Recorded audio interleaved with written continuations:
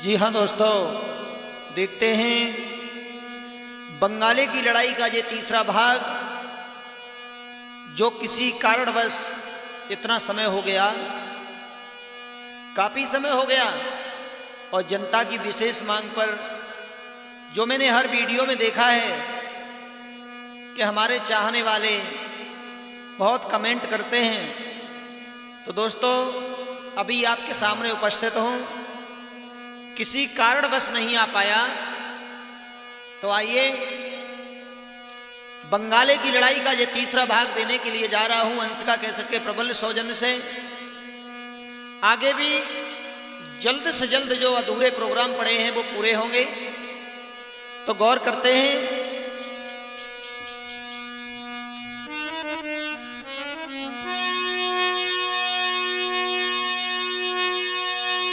आज तेरा डाल दे उदल ने,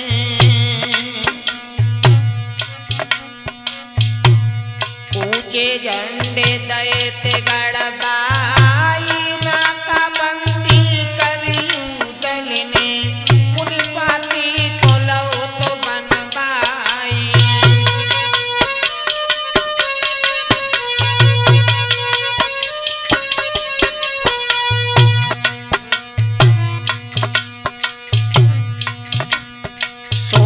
पामन भेज दो तो यूदल ने,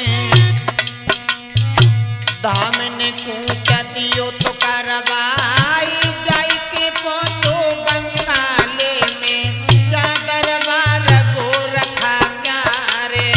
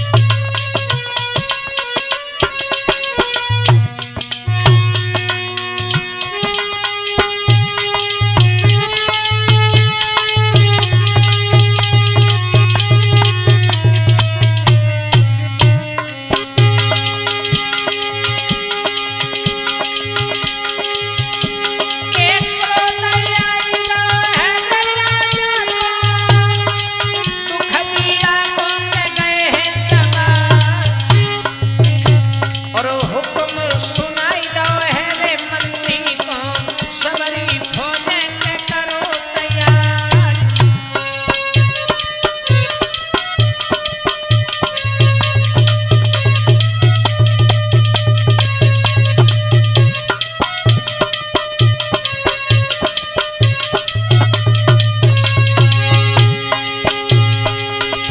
अरे हुक्म दे दो पीर रे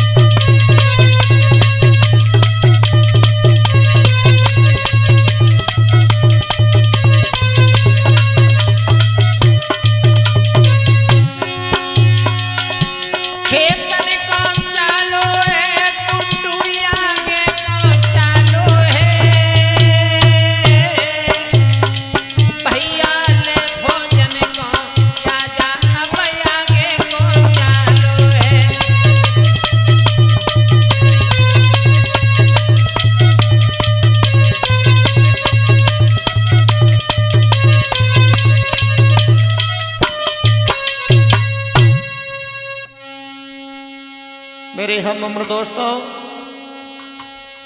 जैसे ही महाराज अपनी फौजों को लेकर के आगे बढ़े हैं, जहां उदल डेरा लगाए बैठे हैं, उदल की सारी फौज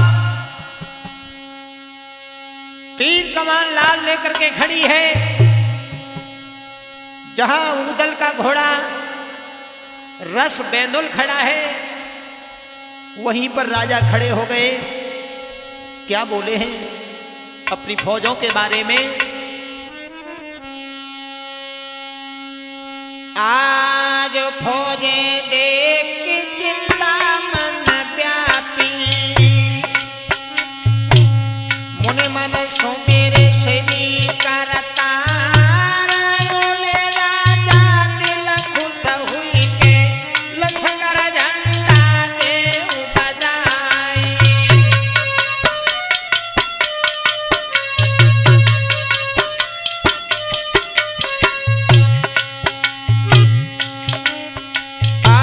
फिर के नगाड़ा बाजन लागो, क्षत्रिय उठे भरा राखाई, निज निज अस्त्र संगत बसाजे, पुनि पुनि निज के बनते भंडाई।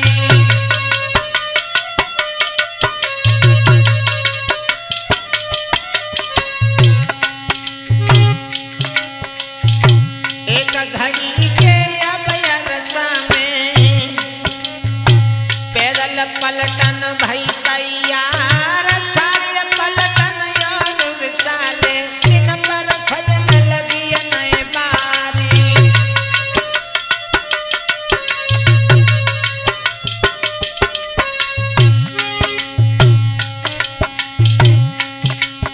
अरे हाथी घोड़ा ऊंट साड़िया गजरत उठत भयत तैयार, घोड़ा साजो रंग बिरंग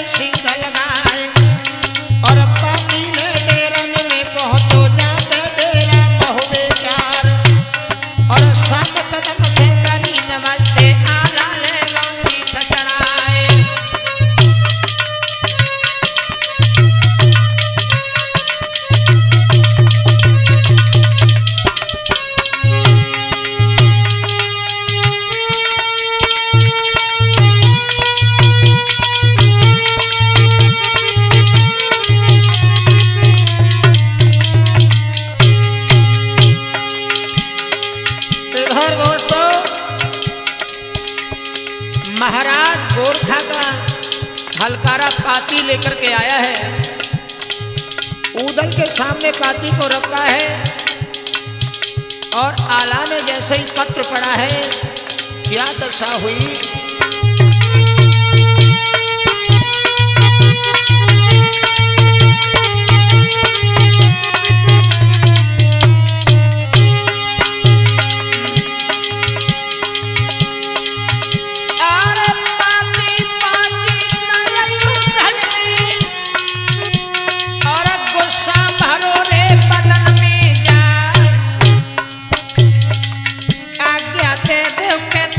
लड़ी के की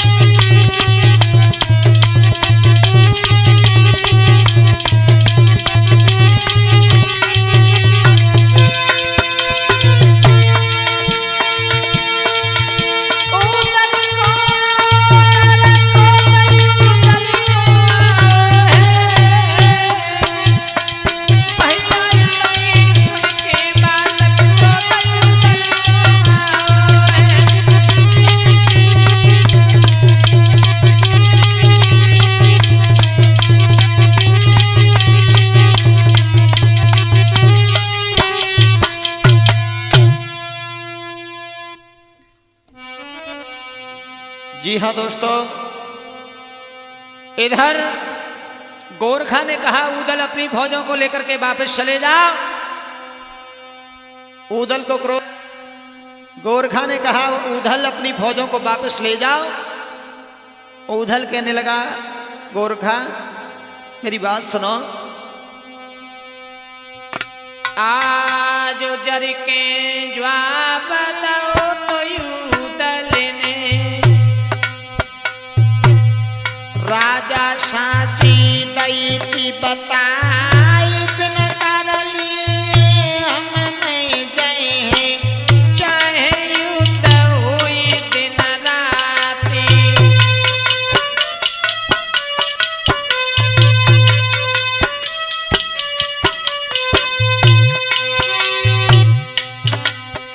और फिर के जवाब दो तो राजा ने सुन ले महुबे के सरदार लाखन राणा को तुम भेजो सबरो कर जाती है चुकाई।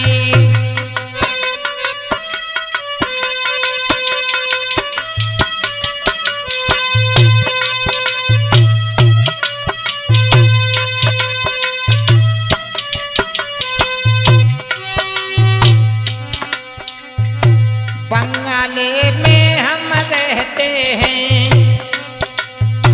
जहाँ पे जादू की भरमार जिन्ना लौटे महुबे को सबरो खटका दिए पिटाई।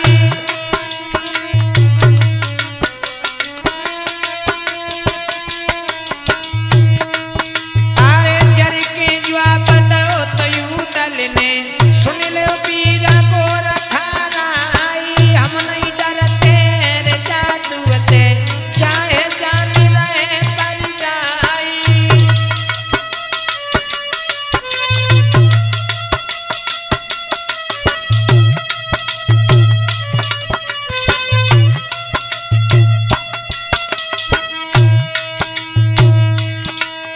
अरे वचन दिया है हमने चंद को सब कर को हम दिए पटाई कई के वचन हटे नहीं पीछे नहीं कोई लौटे भगवती खाई।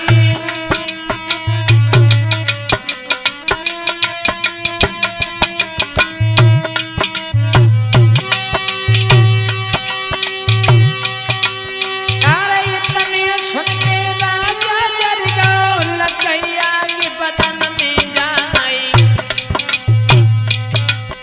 और हट जा मेरे आगे से नाहक मूर्तिए कटवाई।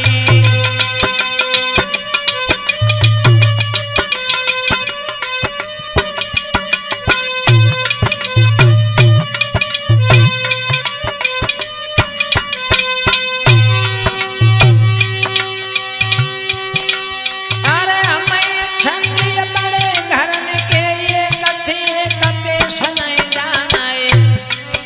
और जा सो बेटा समझा कते चुपका लौट महुबे जाओ।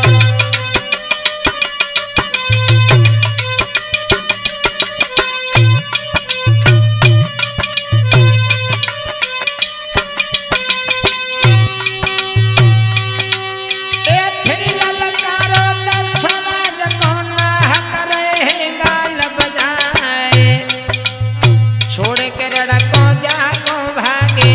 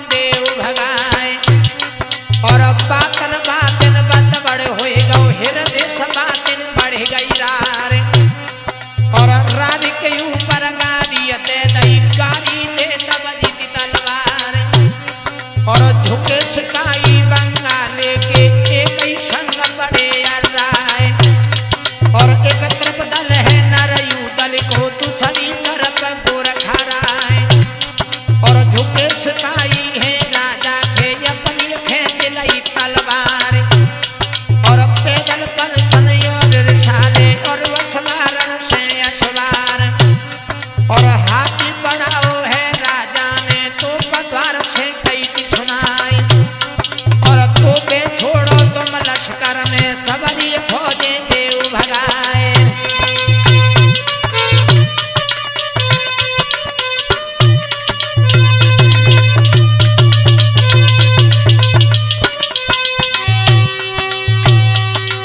अरे तो पे छूटी है खेतन में जाको धुआं रहो तो आसमान गए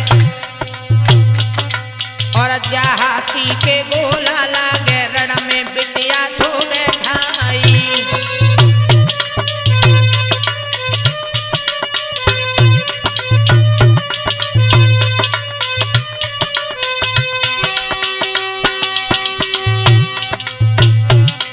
अरे जा घोड़ा के गोला लागे चारों पांव चित्त हो जाए और जा सड़िया के गोला लागे रण में कूदे और मर जाए।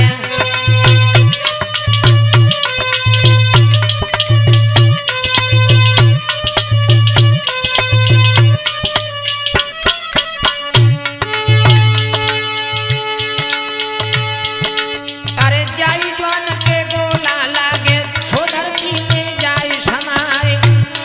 अरे गोला छूट रहे खेतन में धरती लाल वरण हो जाए और सर सर सर सर चले सिरोही कोठा बूंदी की तलवार और जा क्षत्रिय के गोला लागे रन से भागे प्रीति दिखाई।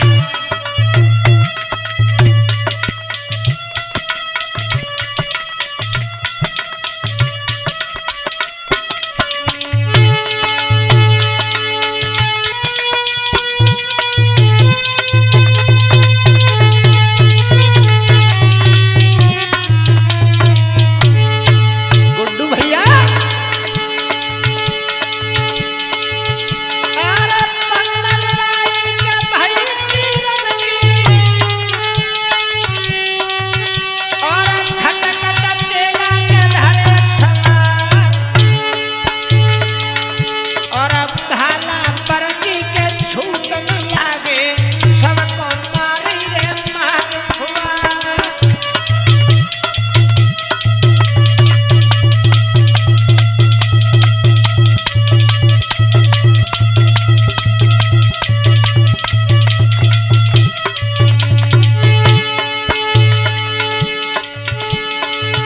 अरे बड़े सिपाही महुआ पाले और दोनों हाथ रे करे तलवार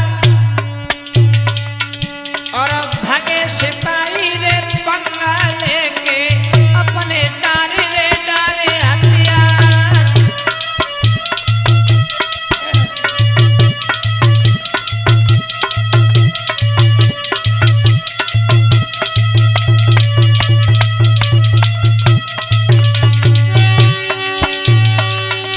अरे फौजे गोरखा तीरे जब भागी और राजा हाथ